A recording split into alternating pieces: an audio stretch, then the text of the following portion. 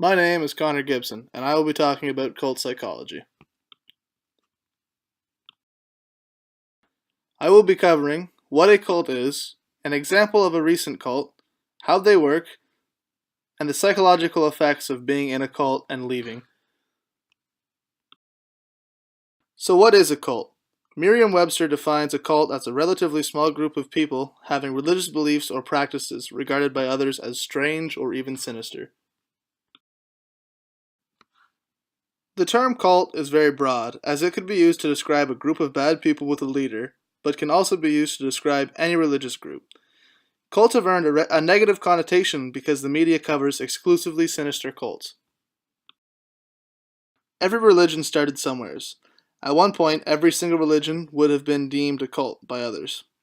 The only reason they are now considered religions is because they stood the test of time. While not all cults do harm, this presentation will solely be discussing sinister cults.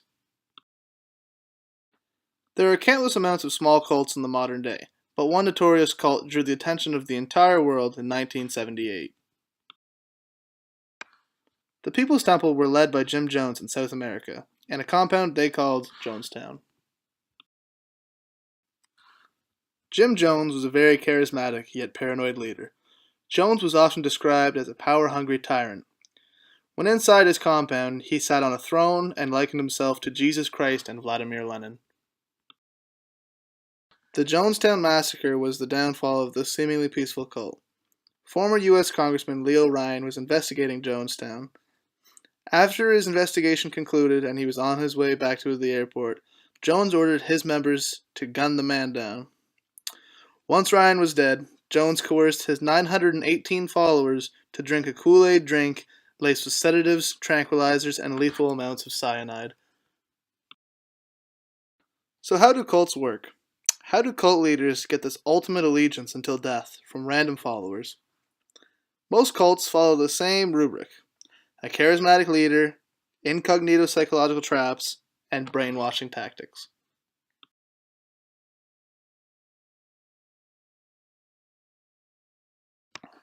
One of the multiple brainwashing techniques is love bombing. Love bombing is showing someone extreme affection and then attempting to influence them. For example, a recruiter will often target young adults who seem down on their luck.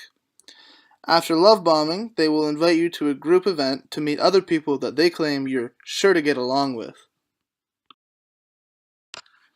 Once they draw you into their group, they will begin to instill a we-they philosophy, where they claim that our group is superior to others, or that we know the real truth about things like religion and others don't. This begins to draw the subject deeper and deeper into the identity of being a group. Once the recruit identifies with the group, they will start to form a mob mentality, where they will be influenced by their peers to adopt certain behaviors that they would never normally do, often more emotional than rational.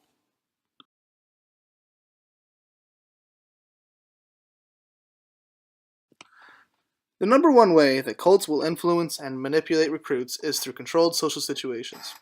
Once you agree to meet this group of people, it seems everyone is your best friend. This, however, is not because this is just an overly friendly community. These people have been ordered by the leader to treat you well so that you come back. You begin to see this group as your friends, so of course you continue meeting with them, and ever so slowly they begin to mold your ideology to match that of the cult, to which you will subconsciously comply, as that is the human nature. Even if a member of a cult gains the self-awareness and confidence to realize they're in a cult and that they want to leave, their fight with mental health is far from over. Survivors of a cult will often experience PTSD, or post-traumatic stress disorder. This forms after intense abuse, fear, and/or traumatic experiences. The sufferer will experience flashbacks of their trauma and will make them feel as if they are reliving the experience. Under extreme abuse, survivors may develop dissociative identity disorder, or DID. This develops after a moment of extreme trauma. They will form at least two different identities. The original identity will have suffered the trauma, while the new personality will have no recollection of the event and will have their own memories, own tastes, and own complete different personality. Most commonly, cult survivors will suffer from post-cult trauma syndrome, where they are relieved to escape the cult and whatever physical abuse they were subject to. However, they are sad to have left their only friends, and they lose their feeling of community and would normally suffer from depression. Psychology makes up every part of every cult. It starts with psychological traps that suck you in and will eventually lead to psychological disorders that can and will affect anyone and their loved ones. However, the number of innocent people getting lured into unimaginable pain and suffering because of cults will go down, so long as people are educated on the psychology and can spot the traps and tricks employed by cultists.